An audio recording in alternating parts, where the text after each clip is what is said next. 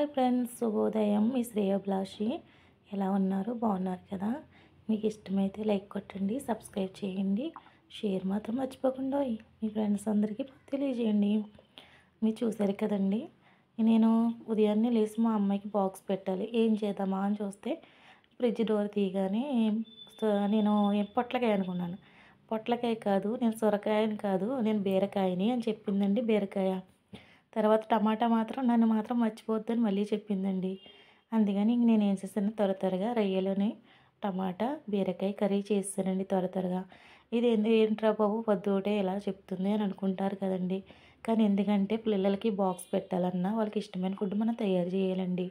ఇంకోటి ఏంటంటే భార్య కొంచెం హెల్త్ బాగాలేనప్పుడు భర్తలు అనేవాళ్ళు ఏం వండుదామా అని ఆలోచిస్తారండి. అలాంటప్పుడు ఇది యూజ్ అవుతుందండి. మీరు త్వరగా అవ్వాలంటే బీరకాయ కూడా మనకి లో క్యాలరీస్ కాబట్టి మంచి ఫుడ్ అండి. హెల్తీగా కూడా ఉండొచ్చండి.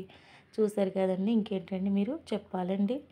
మీరు మా కోసం కొంచెం లైక్ చేయండి, మా ఛానల్ మాకు సపోర్ట్ చేయండి.